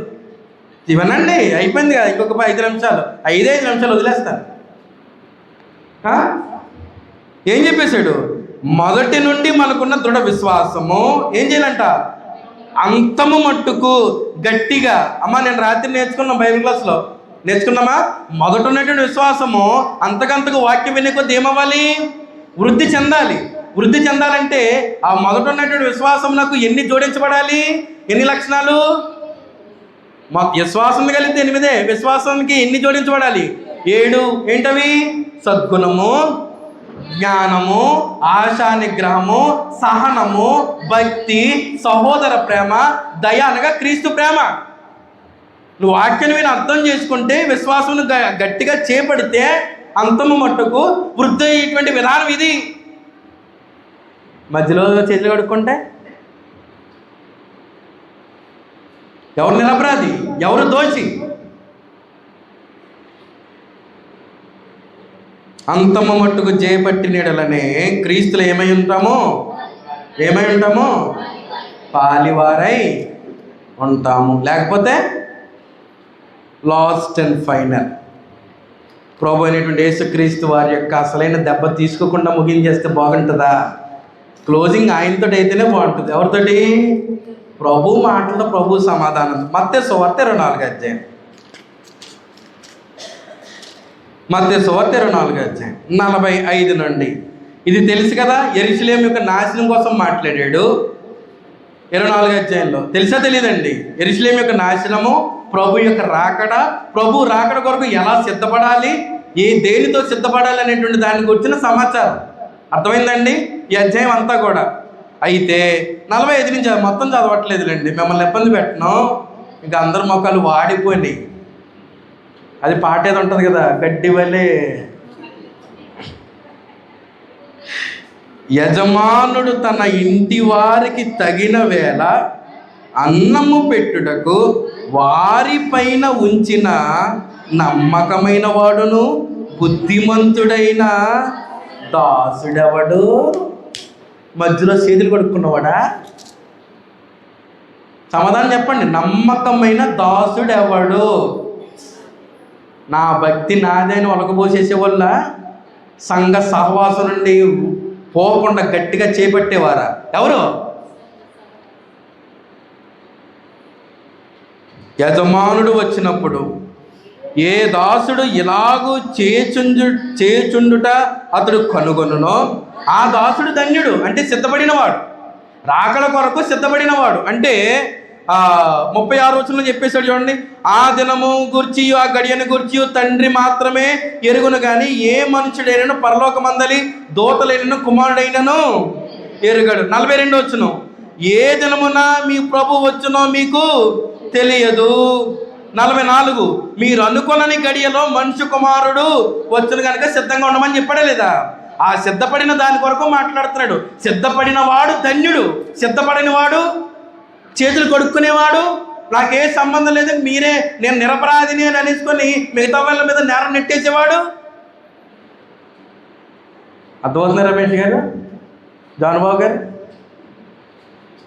చదవతాం. అయితే ఆ దుష్టుడైన ఒక దాసుడు నా యజమానుని ఆలస్యము చేయుచున్నాడని మనస్సులో అనుకుని తన తోడి దాసులను కొట్ట. దాసుడు ఏమయ్యాడు? ముందు నుంచే దుష్టత్వంతో ఉన్నాడో మధ్యలో దుష్టత్వం ఎంటర్ అయిందా?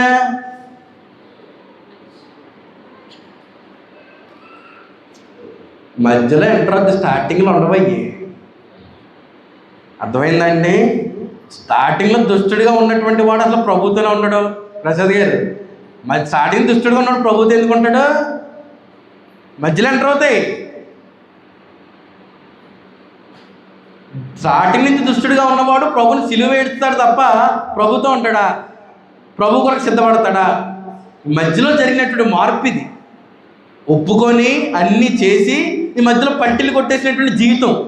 అంటే ఇంకా అడుగేస్తే చివరి మెట్టుకి వెళ్తాం అనుకునేసరికి కాళ్ళు జారి మొట్టమొదటికి దొర్లుకుంటూ వచ్చేసాడు కిందకి. అలాగనమాట. ఏం చేశాడు? ఆలస్యము చేయించున్నాడు. యజమానుడు ఏం చేస్తాడంట? ఆలస్యం చేస్తాడు అనుకొని తన తోడి దాసులను కొట్ట మొదలుపెట్టి త్రాగుబోతులతో త్రాగుచునుంటే ఆ దాసుడు కనిపెట్టని దినములలోనూ వాడు అనుకొనని గడియలలోనూ వాని యజమానుడు వచ్చి వాని నరికించి వేషధారులతో కూడా వానికి పాలు. అయ్యా, తాగుబోతులు, వేషధారులు, సిగరెట్లు కాల్చేవాళ్ళు, గంజేదారులు, తుప్పల్లో దూరేవాళ్ళు, పేకట్రాయిళ్ళు, క్రీస్తుని అడ్డు పెట్టుకునే వాళ్ళారా, నమ్మించి మోసం చేసేవాళ్ళారా, ఏం చెప్పాడో తెలుసా? మీరు నిజమైన భక్తులు కాదయ్యా. ఎవరు మీరు? దుష్టులైనటువంటి దాసులు. మీరేం చేస్తారు? నమ్మకంగా పరిశుద్ధులతో పాటు కలిసి ఉండి ఏం చేస్తారనమాట? దాసులను కొట్టి, అంటే దాసుల మీద ఎదురాడి, బాగా ఉన్నవారిని ఎదురాడి, ఇతడేం చేస్తాడు? వాళ్ళని ఎదురాడి త్రాగుబోతులతో కలిసి ఉండి ఈడు తాగుతాడు, ఆడు తాగుతాడు, తినుచు త్రాగుచూనుంటే దుష్టుడైన దాసుడు, నమ్మక ద్రోహి, వెన్నుపోటుదారుడు, యోధా కంటే క్రూరుడు, నేను నమ్ముకొని నా విహితుడు నన్ను తన్నుటకై తన మణిమలెత్తి అంతకంటే ఘోరముడు. ప్రభువుని గురించిన జ్ఞానం విని తోటి దాసులను, తోటి సహోదరులను ప్రేమ లేకుండా తన్నేటువంటి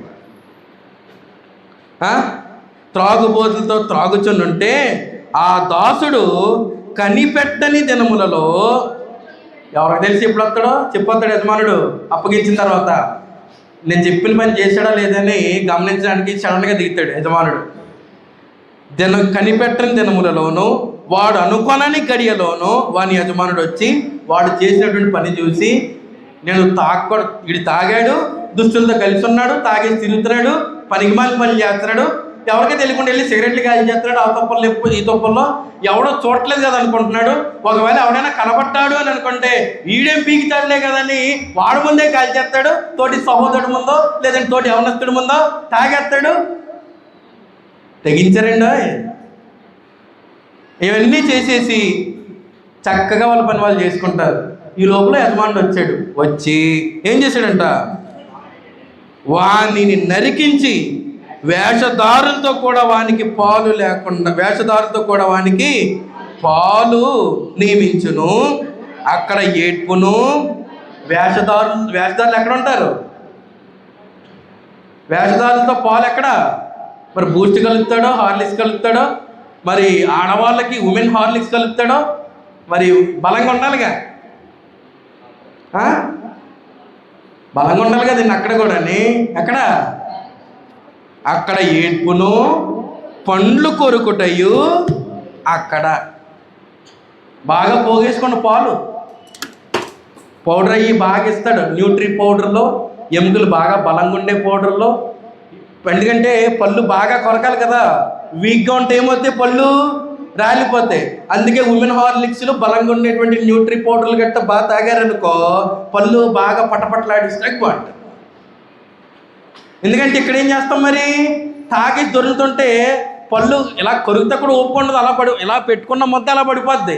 అన్నమే నవ్వలేడు అంటే వెంకటేష్ గారు అవునా కదా. అన్నమే నవ్వలేడు, ఎలా పెట్టుకున్న మొత్తం అలా పడిపోద్ది. భార్యను కొడతాడు, పిల్లలు లెక్క ఉండదు. ఏదో అడప ఏదో నామమాత్రం ప్రేమ చూపెట్టేస్తాడు. మళ్ళీ వెళ్ళి తాగుతాడు, దొరుకుతాడు, కప్పుల్లో దొరుకుతాడు, గంజి తాగుతాడు, ఇక ఏదన్నా చేస్తాడు. ఏడ్పును సంఘ సహవాసం. యజమానుడు ఎప్పుడు వస్తాడో తెలుసా? యజమానుడు వచ్చినప్పటికి సంఘ సహవాసాలు ఉండాలా, విడిగా ఉండాలా? నువ్వు విడిగా ఉన్నావే అంటే ఇది ఎలా జరిగింది, అందుకే నా చేతులు ఇంక అడిగేసుకున్నానంటే కుదురుతుందా? బాబా చేతులు ఎలా చాపమ్మా అంటాడు. ఏం చేస్తాడు? నరికి ఏం చేస్తాడంట, వేషధారులతో పాలు పెట్టి బాగా మరగబెట్టి ఏడ్పును పండ్లు కొరిపెట్టి దాంట్లో చక్కగా స్టోరేజ్ చేస్తాడట. ఇప్పుడు చెప్పండి, ఏ విషయంలో చేతులు కడుక్కుంటారో? పిల్లల విషయంలోనా, మీ వ్యక్తిగత జీవితాల విషయంలోనా, లేదా దేవునికి సహకరించే పనుల విషయంలోనా? ఇక్కడ పని జరుగుతుంటే ఎలా కూర్చుంటున్నారండి ఇళ్ళ దగ్గర? నాకు తెలియగలుగుతాను. అర్థం చేసుకుంటారు పరిస్థితి అని నిన్న పొద్దున్న నుంచి మెసేజ్లు పెట్టుకుంటానే వచ్చాను. ఇదిగో నిన్న కిరాణాకి, కూరగాయలకి ఎండలో సోదరులు రాజు గారు, రాజేష్ గారు, నాంబత్తుల రాజేష్, ఇంకో ప్రేమ్ కుమార్, నలుగురే తిరిగారు. ఎంత కష్టపడ్డారో సహకరించిందంటే అవకాశం ఉన్న పొద్దున్న వచ్చారండి. తెల్లవారుజామున లేచి వచ్చి చాలా కష్టపడ్డారు వంటల్లో. మిగతా వాళ్ళ సంగతి ఏంటి? వాళ్ళే చేసుకుంటారు. ఇలా చూడండి, వాళ్ళే కడుక్కుంటారులే, వాళ్ళే వండుకుంటారులే. అమ్మయ్యా దులపాలిగా అయిపోయింది. చిన్న తడి కూడా ఉండకూడదు కడిగిన తర్వాత. ఇప్పుడు అన్నం తింటే చేయి కడిగామనుకోండి, ఏం కావాలి మనకి? తుడుస్తున్నాను గుడ్డ కావాలి. గుడ్డ లేకపోతే మనమే బాగుంకోవాలి. మనతోనే ఉంటుంది ఎప్పటికైనా. అవునా కదండి రమేష్ గారు? దానికి లెక్క అప్పగించుకోవాలి. లెక్క తేలిన తర్వాత వేషధారులతో పాలా, డికాషనా, టీయా, ఎలా మరుగుతారో మరగండి. ఎలా మరిగినా ఏడుపును పండ్లు కొరకడం. తర్వాత నీతిమంతుల స్వాస్థ్యంలో పాలు, అది వేరేది. అక్కడ ఆకలి ఉండదు, దాహం ఉండదు, దప్పిక ఉండదు. ఈ క్రైస్తవ సహవాసం అంటే ఏమనుకుంటున్నారండి? నచ్చిన ఆలోచనతో, నచ్చిన ఉద్దేశాలతో చేతులు కడుక్కు కూడా చూస్తారా? ఎంత దారుణం. కుదరదు. నేను కాదు, నేను చెప్పాను అనుకోకండి, దేవుడు ఒప్పుకుంటలే. ఇది ప్రభు ఈ ఉపమానం చెప్పింది ఎవరు ఇక్కడ? ప్రభుని ఎసుకరిస్తేనే సిద్ధంగా ఉండమన్నాడు, ఉండొద్దు అన్నాడా? ప్రభు మాటలుగా గౌరవించి ఉంటే ఉండండి, లేకపోతే కడిగేసుకోవడమే. ఇంటికి వెళ్ళి సబ్బు నాకు పడట్లేదు, యాసిడ్లో పెట్టండి, దాని అంతటా అదే తినేస్తుంది. ఉన్న క్రిములన్నీ కూడా దాని అంతటా అదే. ఒకవేళ మీ చర్మమే క్రిమ్ అనుకోండి, చర్మాన్ని కూడా తినేస్తుంది. అప్పుడు బాగుంటుంది. ఎవడు కొని తెచ్చుకోమంటున్నాడు? అర్థం కావట్లేదే. పిల్లాతులా చేతులు కడుక్కునే ప్రయత్నం చేస్తున్నారు అనేకులు.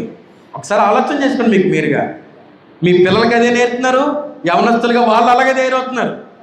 విలువనివ్వట్లే, దేవుని సన్నిధికి విలువనివ్వట్లే. పిల్లలు నచ్చిన చోటకి పోవాలనుకుంటే పోతున్నారు, చెప్పబెట్టడం లేదు. తల్లిదండ్రులు ఎంతమంది తల్లిదండ్రులు బాధపడుతున్నారో తెలుసా? ఆడు ఇష్టంసారంగా పోతున్నాడండి, చెప్పిన మాట వింటలేదండి. అందులో ప్రథమ పాత్ర తల్లిదండ్రులుగా మీదే. ద వెరీ నెక్స్ట్ వాడి ఇష్టం. ముందు నుంచి జుట్టు అట్టుకెళ్ళి చేతిలో పెట్టేసి ఆడుకో బాబు నాతో అంటే వాడు వదులుతాడా? చచ్చేదాకానే. నువ్వు చచ్చేదాకా వదలడు, లేదంటే ఆడు చచ్చేదాకా వదలడు. నచ్చిన చోటకు పోతాడు. విలువ ఉండదు, కుటుంబ బాధ్యతలు ఏమి ఉండవు. బయట వాళ్ళు ఎక్కువ, బయట స్నేహితులు ఎక్కువ. సంఘ సహవాసం, స్వార్థకుడు, దైవమైన కుటుంబం ఏం అవసరం లేదు. ఒకవేళ సంఘ సహవాసిస్తులు కూడా చేతులు కడుక్కుంటే నువ్వే నిరపరాధి, చేతులు కడుక్కున్నా. అర్థమైందా అండి? మన నిరపరాధిలో మిగులుదామా? చెప్పండి. చేతులు కడుక్కుందామా? అమ్మా మాట్లాడండి. వెనకదలు ఉన్న వాళ్ళు ఇప్పుడు తింటకన్నా చేతులు కడుక్కోవాలి కదండి. దానికన్నా అలాగన్నా ఒప్పుకోండి, కొంచెం కడుక్కోరా. తినండి, 3 చేతులు తినండి, చేతులు కడుక్కోకండి. దైవికమైనటువంటి బాధ్యత విషయంలో, దేవుడు గురించి సహవాస విషయంలో దయచేసి చేతులు కడుక్కోకండి, నిరపరాధులుగా మిగిలిపోకండి దయచేసి. ఎంతో విలువ పెట్టి అనుగ్రహింపబడిందండి భాగ్యం ఇది. ఎలా వదిలేసుకుంటామండి సుర్వ గారు? మనం నచ్చితేనట్టు వదిలేసుకునేది ఇది వదిలిపోయేదా? ఒకసారి ప్రవేశించిన తర్వాత నేను వదిలేసుకోవాలని దేవుడు వదులుతున్నాడా? నిత్యము కదలకుండా స్థిరంగా ఉంటే ఆశీర్వాదాలతో వదలట్లేదు, లేదంటే శాపంతో వదలదు. జాగ్రత్త. శాపమా ఆశీర్వాదమా? ఇంతవరకు నా బాధ భరించినందుకు క్రీస్తు ప్రేమను బట్టి మీ అందరికీ నా హృదయపూర్వక వందనాలు, హృదయపూర్వకంగా తెలియజేస్తున్నాను.